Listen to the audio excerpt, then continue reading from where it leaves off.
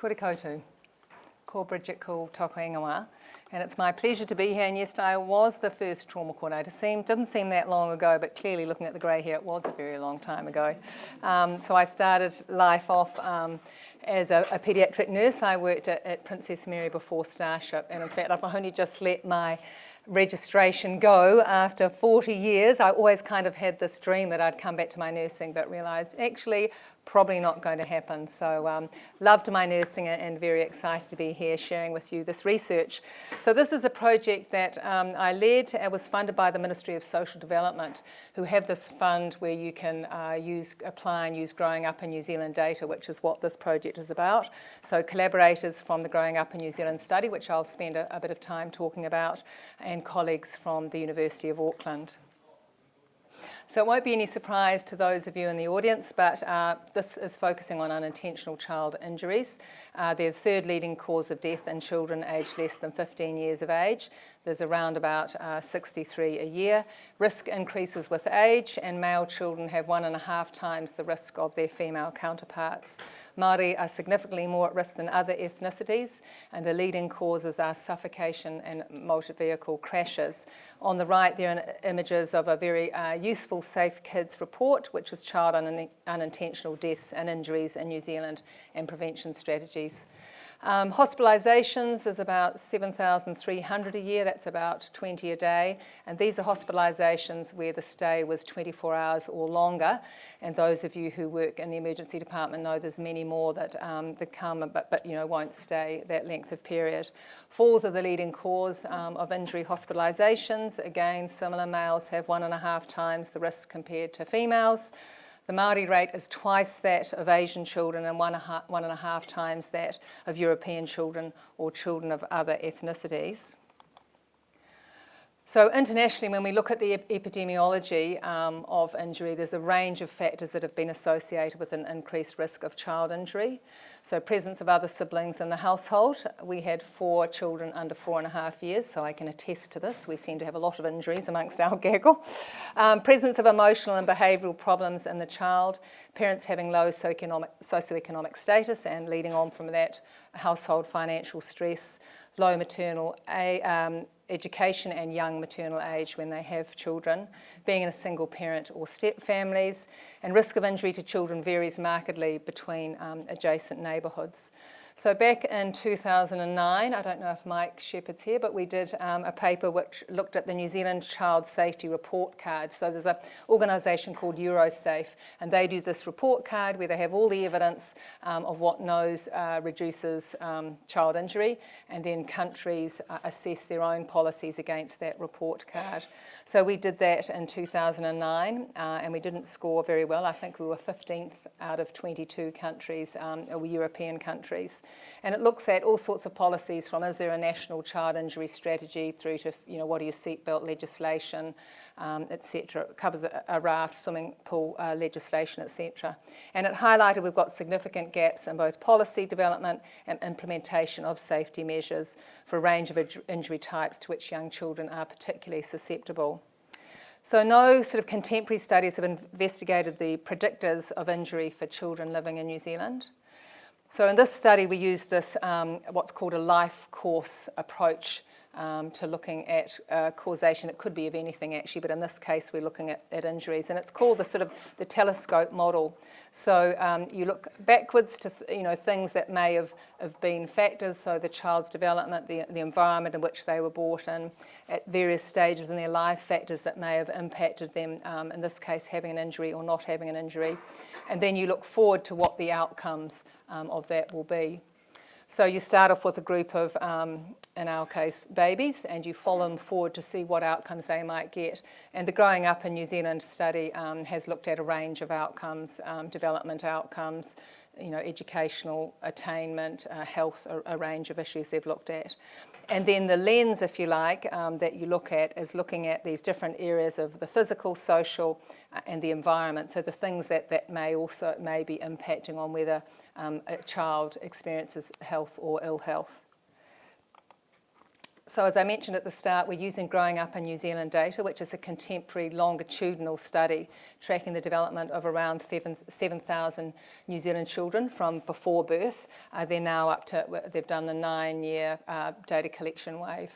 So they collected information about the mother and the father, in the antenatal period, and then they've caught up at 9 months, 2 years, 4.5 years, and 9 years. Caught up again with these families and asked information from the caregivers and done various assessments on the children as well.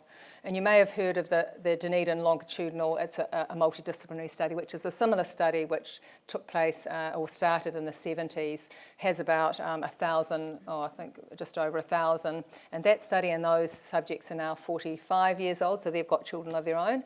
And there's been, they've had a lot of publications in that study, a lot of mental health impacts of smoking marijuana, etc., on the people in that study.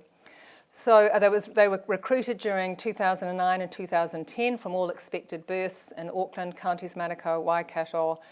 So we really wanted a contemporary group, so it's high, oversampled sample for Māori participants in this study. And it includes 11% of the births during that enrolment period, and it's broadly generalisable to the national birth cohort. So what was this study about? We wanted to understand how proximal and distal factors in combination and events over time affect a preschool child's risk of injury. So we investigated combinations of situations and multiple events that occurred across the life course. So we drew on the information obtained from those interviews with parents. And we were interested in factors that might have protected children from head injuries or increased their risk of that.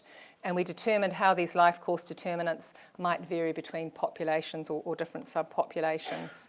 So the list of investigators, Professor Shanthi Amaratanga, who I'm not sure if she's in the audience yet, but she's speaking later on. Professor Susan Morton, who leads up the Growing Up in New Zealand study. Professor Tikani Kingi, who's our Māori advisor. Avanish is one of the statisticians, and must acknowledge Lisa Underwood, who is a senior research fellow who did a lot of the analysis. And then we had a study reference group there, which included Safe Kids, DHB, ACC, Ministry of Health, and Plunkett. So we used multi-level modelling to identify the life course determinants of parent-reported preschool child injury of 0 to 4 years, resulting in medical attention being sought. And we looked at a whole range of exposures of interest, so child and parental physical and mental health. So we're looking at the health of the mother in this case, as well as the child, the relationship between parents and the interaction. So the Growing Up in data, it's a huge questionnaire, and there's all sort of validated scales that they use that measure a range of different factors that we think may have contribute to this. Child's psychosocial and cognitive development, child's behaviour and temperament, and some home safety characteristics, so the use of prevention at home. And this goes into more detail, which I won't dwell on, but you can see there's a whole lot of proximal and distal factors that we looked at. I wasn't involved from the very start of this study, so the questions that were designed at the time, and with retrospect, you might have designed them a little bit differently. So the injury question were at the 2-year data collection wave. Has a child ever had an accident? And I put that in inverted commas because as an injury epidemiologist, we don't use the word accident. It's like a swear word because it, you might mean that there's sort of a act of inevitability or an act of God, and we know that that's not the case. They're always preventable. So has a child ever had an injury for which they were taken to a doctor or healthcare or hospital? At 4.5 years of age, the mothers were asked the same questions. Since the child was 2, have they had an injury? And then at both of those data collection ways, if yes, how many accidents or injuries? And then at 2 years, thinking about the most severe one, which sort of accident or injury was it? So there's a couple of issues with these questions. So with our gaggle of 4 children, I'd struggle to remember how many injuries everybody had, if they had, when they had.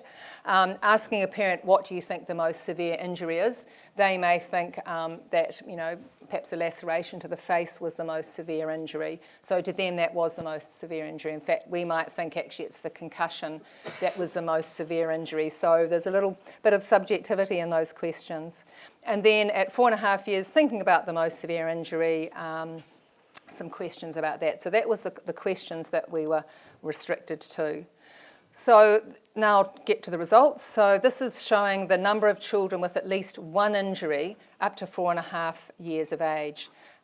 So we had 52% of children had no injury. So this is out of this, 7,000 odd children.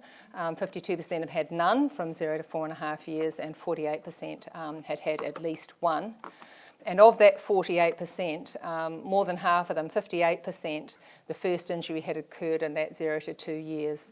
And for 42%, the first injury occurred in that latter half that we were looking at. So when we look at the distribution of the number of injuries that they had, so this is showing on the vertical axis the number of children, and along the bottom the number of injuries, and reassuringly that as we go along that horizontal axis it declines, although you can see there are a number of children who had 10 or more injuries, which is clearly of concern. So if you look at that as percentages, we had, I think it was, 28% of children had one injury, 11% had two injuries, 9% had three or more, and 5% were admitted to hospital for at least one injury episode. So, relatively low, 5%. So then what we needed to do was think how we're going to manage these different, the way the questions were asked. So we came up with an injury index. So we had basically, you either had no injury at all, which was 52%, low injury, and we categorised as that as 1 to 3 injuries with no hospitalisations, or you were in the high injury group, which was 1 to 3 injuries with a hospitalisation or more than 4 injuries. So we created this index that worked for us in our analyses. And when you look at the analyses a bit further on, we basically combined the two lower groups. So no injury or low injury was our comparison compared with those who were in the high injury group. So we looked at the types of injuries for their most severe injury. Apologies, I didn't put the percentages in these columns, but they are in fact percentages. Again, the type of injury was a bit of a mix of the nature of injury and mechanism of injury. So we've got loss of consciousness, knocked out, injury to the head, not knocked out, and then later down we've got injury to the mouth or the tooth. So if you didn't have English as a first language, you might have struggled a bit with this classification. But overall, those under 2 years, injuries, 38% were head injuries, and the pattern was a bit more dispersed as the children got a bit older, which isn't surprising. When we looked at where the child's most severe injury occurred, as we would expect, the majority of them occurred in the home, and that pattern changed a little bit in the older children, the 4.5 years, where we start to see this ECE or care arrangement sort of come into the picture. So 18% of children were injured in that environment. So then we get to the guts of it, which is what do we actually find? So this is the multivariable modelling that we looked at. So on this left-hand column are the factors that we looked at. On the right is the detail of the variables that clustered together. So, and we did pages and pages of analyses, but we sort of grouped them into the variables into categories. So we've got this cluster that we call a high nurturing environment. And you do all sorts of analysis to see how these factors cluster together. So we had this group, high nurturing environment, which included maternal warmth, maternal discipline, parenting program use, World Child Tamariki Order checks, and primary care access. And the scales of all of those things, how we measure maternal warmth, how we measure maternal discipline. So that was predictive, so that's an odd ratio of 0.5. So children had 50% less chance of being in that high-risk injury group if in fact they were in a high nurturing environment. So then we get to the factors that increase the likelihood of being in this high injury risk group. So we've got this cluster around a high needs environment. So that was single parent household, income tested, benefit recipient. social services contact, parental conflict, residential mobility, smoking and pregnancy, maternal employment, care arrangement, maternal health. So those factors clustered together to say that a child was living in a high needs environment. And this odds ratio, the 1.8, means the children in this group had an 80% increased chance of being injury compared to those who were not in that environment. So there were factors about the household context, so if they're in a rented property, if there's maternal deprivation, household income was low, damp or mould, condensation in the home, high use of public transport and overcrowding, again, that increased risk by 80%. And the family context, so this is if there were lots of siblings, being a subsequent child, how much external support they tapped into, whether they had external family members helping, and the level of neighbourhood safety. And again, that we have sort of a standard measure you can use to measure that. So those children had a 50% higher chance of being in that high injury risk compared with the lower injury risk. And then finally, children who are in high stress households. So whether it was family stress, postnatal anxiety, or antenatal stress, those children had at a 40% more likelihood of being that high injury group compared with the low injury group. And all of these analyses were adjusted for maternal ethnicity, child's sex, behavioural difficulties, and temperament.